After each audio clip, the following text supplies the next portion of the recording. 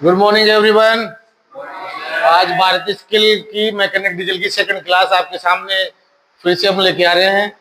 और अपने 20 क्वेश्चन तक की क्लास हो चुकी थी। अब नेक्स्ट 21वें क्वेश्चन की आज क्लास का अपन दौरान करेंगे। तो देखो 21वां क्वेश्चन क्या कह रहा है।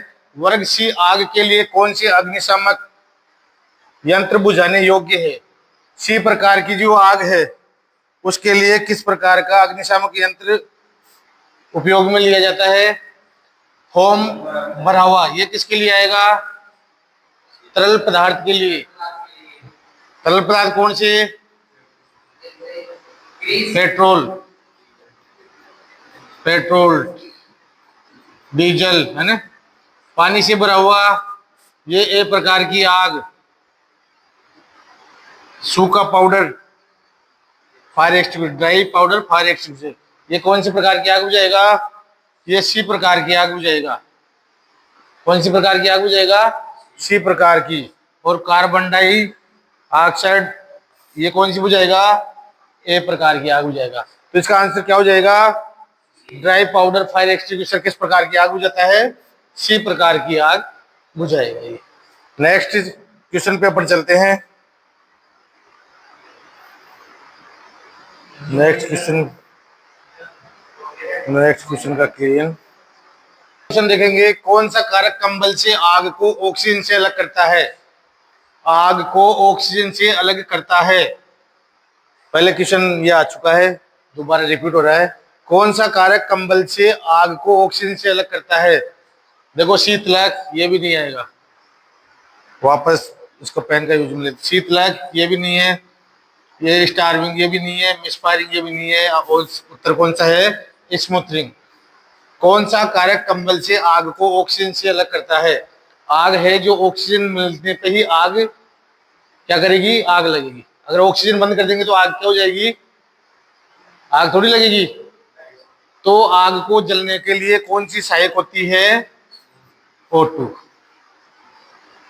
ऑक्सीजन आग को जलने के लिए सहायक है।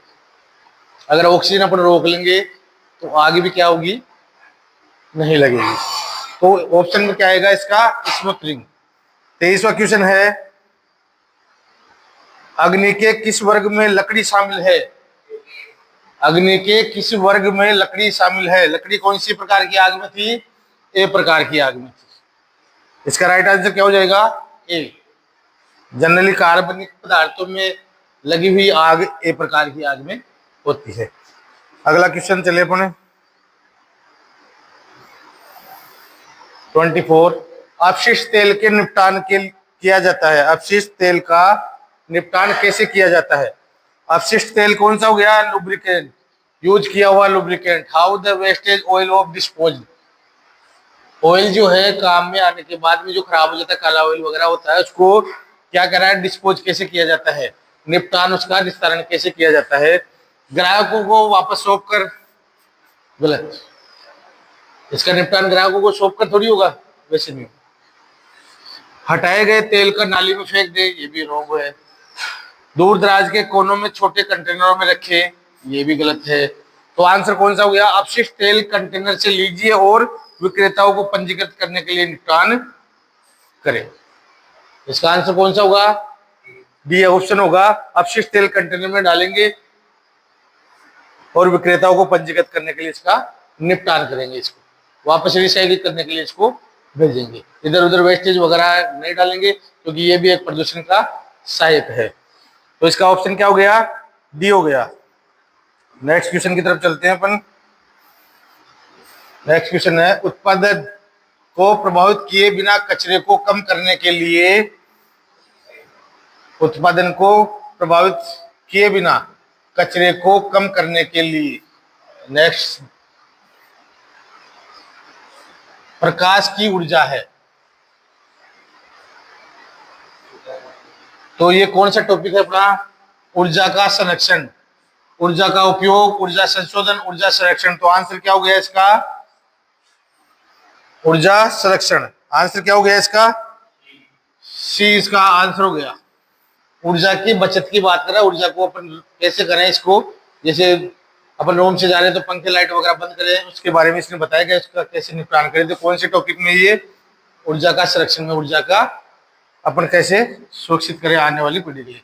अगला टॉपिक है नए बल्ब के साथ पुराने बल्ब को बदलने से किस प्रकार की ऊर्जा खपत को कम होती है। नया बल्ब के साथ पुराने बल्ब को बदलने से किस प्रकार की ऊर्जा का बचत हो। जैसे बल्ब लगाए हुए 100 वाट के लिए, फिर अपन CFL का उपयोग किया तो बल्ब 100 वाट का, CFL 12 वाट की, फर्क है ना उनमें।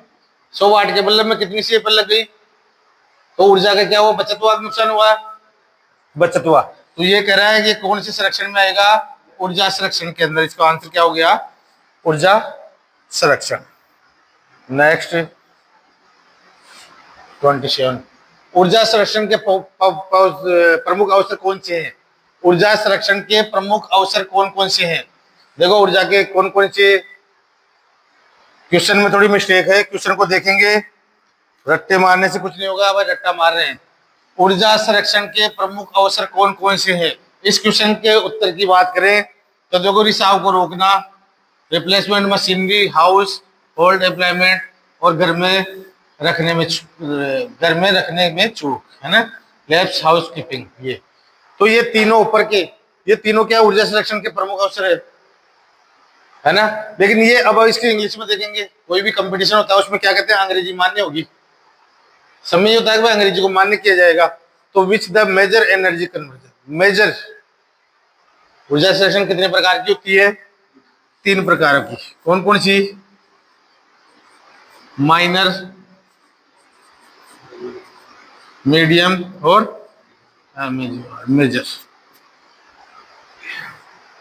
तो माइनर के अंदर तो क्या हुआ, रिसाव को रोकना, रिप्लेसमेंट मशीनरी, ये क्या हो गया, मेजर।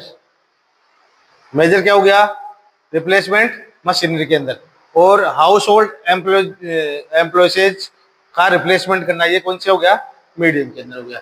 तो इसमें क्या पूछ रहा है, मेजर के बारे में पूछा कि बड़ा चेंजेज,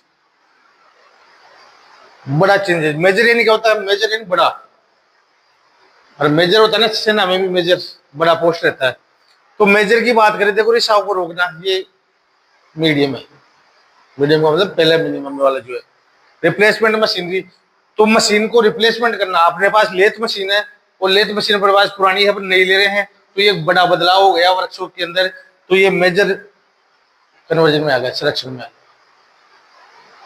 बाकी हाउस होल्ड एम्प्लॉयज का रिप्लेसमेंट, ये क्या कर रहा है कि घर में कोई अलमारी वगैरह कोई मशीनरी ऐसी रखी हुई है, खिड़की के सामने रखी हुई है, तो प्रकाश आएगा नहीं अंदर वर्कशॉप में, तो ऐसी चीजों को बदलना, ये कौन सी में आ गया, मीडियम में आ गया।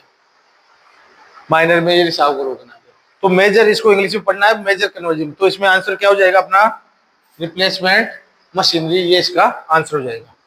फिर देखो पुरानी मशीनरी के प्रतिस्थापन में किस प्रकार का ऊर्जा संरक्षण आता है। पुरानी मशीनरी के प्रतिस्थापन में किस प्रकार का ऊर्जा संरक्षण आता है। Under the replacement of old machinery, इनको पुरानी मशीनरी को बदलना किस प्रकार के ऊर्जा संरक्षण के अंदर आएगा। अभी ऊपर वाला आपने देखा था, इसी के अंदर था लघु ऊर्जा संरक्षण। लघु ऊर्जा में क्या था, इसमें पानी का कोई लीकेज वगैरह है उसको बंद करना है। फिर दूसरा है मीडियम ऊर्जा, कोई मशीनें अंदर पड़ी है तो उनको इधर उधर रिप्लेसमेंट करना है। और तीसरा कौन सा है, मीडियम एनर्जी कन्वर्जन अपॉर्चुनिटी। और इसमें वो आंसर कौन सा आएगा, मेजर। मशीनरी रिप्लेसमेंट की बात करें तो आंसर कौन सा आएगा, इसमें आंसर कौन सा आ गया, 20 का आंसर आ गया,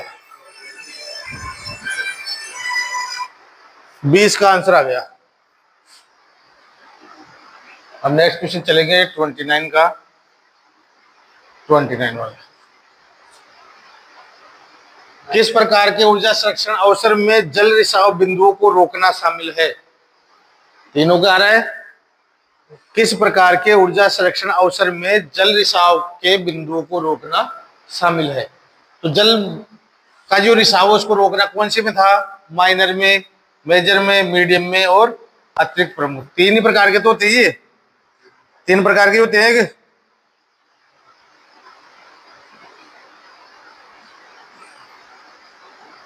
3 प्रकार के होते हैं ना, 1, 2 और 3, ये वाला है नहीं। तो ये कह रहा है कि जल के रिसाव बिंदु को रोकने के लिए, तो जल का रिसाव बिंदु किस पे रोकेंगे? माइनर पे, माइनर ऊर्जा संरक्षण पे। ये कौन सा जल का रिसाव बिंदु रोकना कौन से ऊर्जा संरक्षण में आता है? माइनर के अंदर, माइनर एनर्जी कन्वर्जन के अंदर। ऐसे तीनों ऊर्जा संरक्षणों को याद रखना है। मशीनरी को रिप्लेसमेंट हो रहा है, बड़ी मशीनरी आ रही है, उसको रिप्लेसमेंट करेंगे तो मेजर हो गया भाई आपने बड़ा चेंज किया है किसमें? वर्कशॉप में।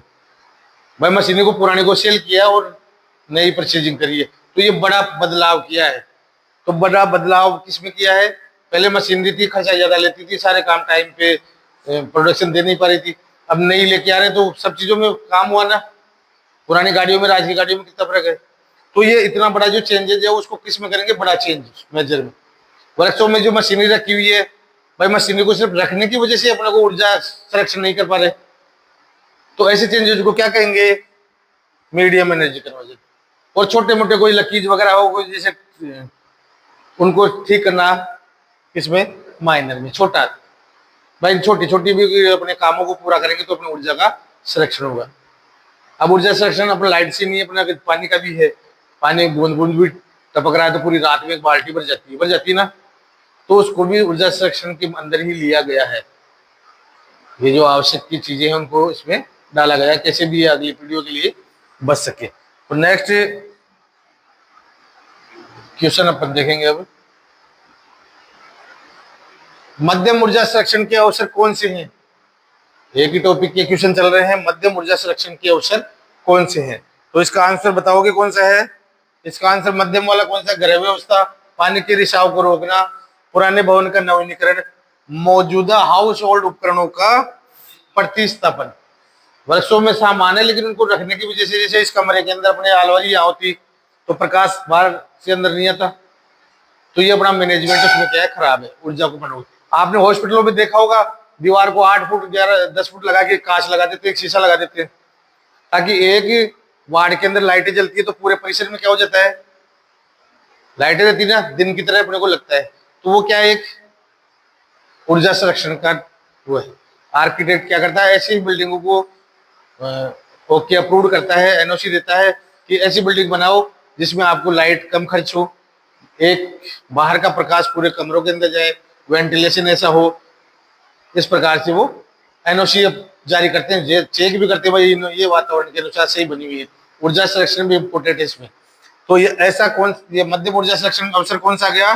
मौजूदा हाउस होल्ड उपकरणों को प्रतिस्थापित। अगला क्वेश्चन देखेंगे। अगले क्वेश्चन के अंदर देखो 31वां क्वेश्चन चल रहा है, टॉपिक चेंज हो गया, measuring, marking and practice.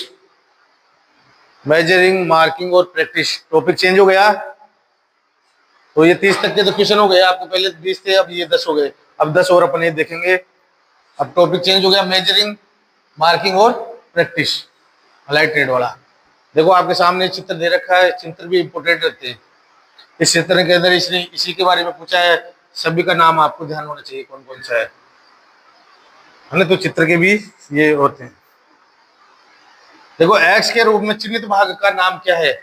X के रूप में चिन्हित भाग का नाम क्या है? इसका नाम क्या है वैसे? ये vernier caliper. Vernier caliper, vernier caliper क्या है? Measuring instrument. क्या है ये? Measuring instrument.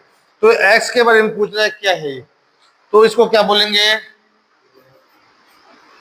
डेप्थ गेज, गहराई नापने वाला गेज। तो इसके अंदर अपन देखें कौन सा है?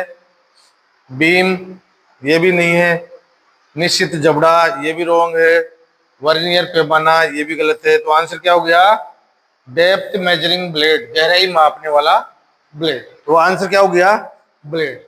ऐसे ही इसी के अंदर खूब सारे क्वेश्चन बनेंगे, इनके पार्ट्सों के नाम भी आपको याद रखने हैं। तो अभी इसके बारे में क्या है? ये वर्नियर डेप्थ मेजरिंग ब्लेड, इसको क्या कहेंगे? डेप्थ गेज या डेप्थ मेजरिंग ब्लेड। नेक्स्ट चलेंगे। एक बार इसको समझ लोगे फिर बोलने का काम नहीं है, ये रट्टा मारने वाली चीज नहीं है। टेक्निकल इसको समझ लोगे। आपने टूल्स वगैरह देखे हैं सबने, टूल्स वगैरह। एक्स के रूप में चिन्हित भाग का नाम क्या है? एक्स के रूप में चिन्हित भाग का नाम क्या है? देखो केव, ये भी नहीं है। लोक, ये लोक है। सेकंड वाला ऑप्शन आ जाएगा इसका भी। क्या है ये? लोक, LOC। बाकी एक रॉन्ग है दोनों के दोनों। नेक्स्ट देखेंगे। 33 क्वेश्चन है, माइक्रोमीटर के बाहरी मीट्रिक की न्यूनतम संख्या क्या है? देखो हिंदी इसमें टेक्निकल में थोड़ी टफ पड़ती है। What is the list count of the metric outside micrometer? किसके बारे में पूछ रहा है ये? Outside micrometer. आउटसाइड माइक्रोमीटर का क्या पूछ रहा है? List count. लिस्ट काउंट क्या होता है? अल्पतमांक। अल्पतमांक कितना होता है माइक्रोमीटर का अल्पतमांक? 0.001 mm। आंसर कौन सा हो गया? पहला इसका आंसर हो गया। तीनों क्या है? रो। अगला क्वेश्चन है, कौन सा हिस्सा बाहरी माइक्रोमीटर में मापने वाले चेहरे पर समान दबाव सुनिश्चित करता है? देखो हिंदी को देखो और अंग्रेजी को देखो। कौन सा हिस्सा बाहरी माइक्रोमीटर का मतलब आउटसाइड माइक्रोमीटर में मापने वाले चेहरों पर, मापने वाले चेहरे पर कौन से? ये वाला, ये और ये एनुअल और स्पिंडल चेहरों पर समान दबाव सुनिश्चित करता है। इन पे दबाव कौन सुनिश्चित करता है? ये माइक्रोमीटर है, इन दोनों पे एनुअल और स्पिंडल पे, इन पे दबाव कौन सुनिश्चित करेगा? पीछे पीछे कौन सा भाग होता है? बैरल, नहीं, spindle, not good. Ratchet stop, पीछे जो लगा होता है उसको क्या बोलते हैं? Ratchet stop. वो रेचेट स्टॉप घुमाएंगे एनुअल और स्पिंडल को, क्या करेगा? वो समान दबाव सुनिश्चित करेगा। तो भाई इससे ज्यादा ये टाइट नहीं हो पाएगा। तो इसका आंसर क्या हो गया? Ratchet stop. नेक्स्ट चलो, माइक्रोमीटर का निश्चित मापने वाला चेहरा कौन सा है? What is the fixed measuring face of micrometer? देखो एनविल ऑप्शन, और देखो एनविल के बाद में बैरल, स्पिंडल और थिम्बल, नोक। तो इसका आंसर क्या हो गया? आंसर क्या हो गया इसका? एनविल। एनविल कौन सा होता है? ये वाला हिस्सा माइक्रोमीटर का, ये वाला भाग, ये क्या हो गया? एनविल। माइक्रोमीटर का निश्चित मापने वाला चेहरा कौन सा है? तो ये एक भाग कौन सा हो गया इसका? एनविल। एनविल और स्पिंडल। तो सामने वाला फेस कौन सा हो गया इसका? एनविल।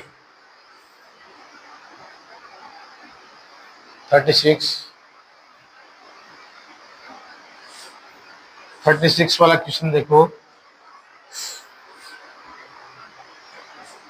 पत्रिकाओं के व्यास को मापने के लिए किस उपकरण का उपयोग किया जाता है?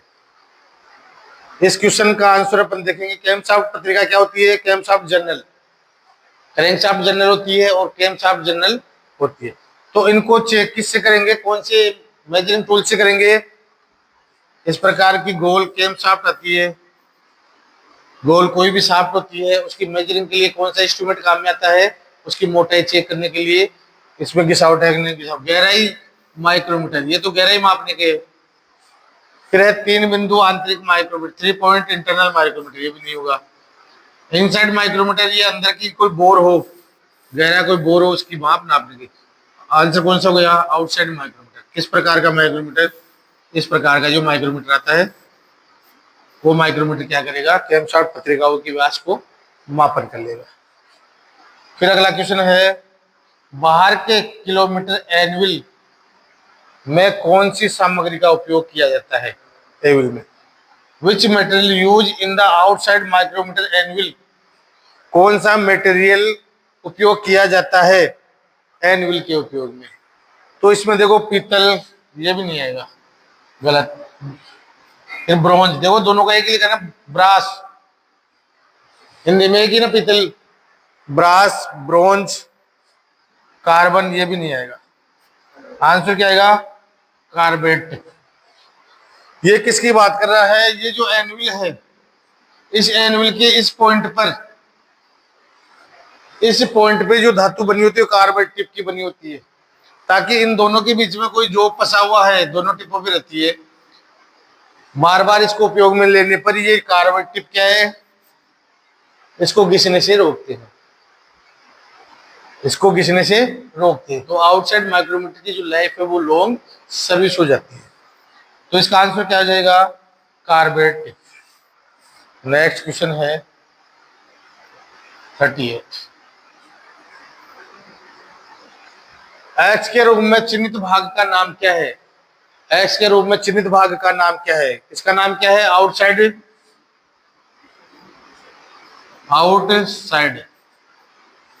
Micrometer,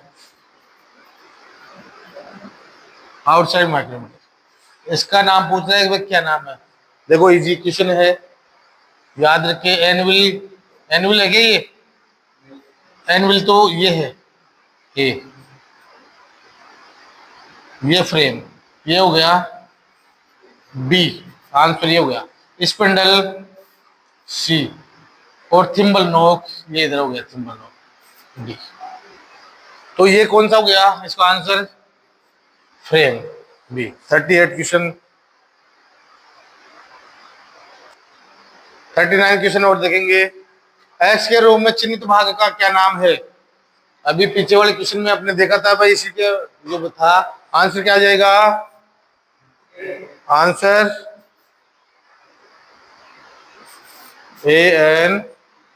ANVIL, anvil.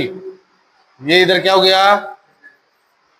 स्पिंडल, ये फ्रेम, थिम्बल आ गया ये, है ना, ये लोक, थिम्बल, ये रेचेट स्टॉप, है ना, इस प्रकार से। तो इसको क्या कहेंगे? एनविल। आंसर क्या आ जाएगा? एनविल। नेक्स्ट क्वेश्चन है, बाहर के माइक्रोमीटर में कितने समान थिम्बल डिवीजन बनाए जाते हैं? बाहर के माइक्रोमीटर में कितने समान थिम्बल डिवीजन बनाए जाते हैं? इसका आंसर क्या होगा? 50। कितने बनाए जाते हैं? 50 थिम्बल डिवीजन।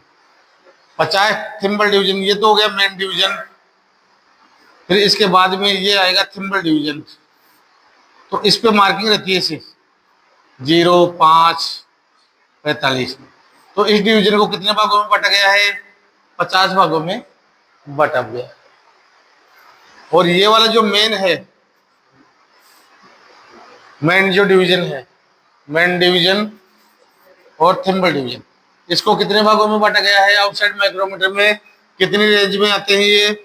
0 से 25, 25 से 50, 50 से 75, 75 से 100। इनके बीच का गैप कितना था? हो गया 25, 25। तो माइक्रोमीटर को कितनी रेंज में आते हैं? 0 से 25, 25, 25 की रेंज में ये मिलेंगे। बात कर रहा है अपने को थिम्बल डिवीजन का, तो थिम्बल डिवीजन कितने में हो गया? 50 डिवीजन में इसको डिवाइड किया जाता है। ये आपके आज के 20 क्वेश्चन कंप्लीट हो गए हैं। नेक्स्ट क्लास अपन अगले टाइम में डालेंगे।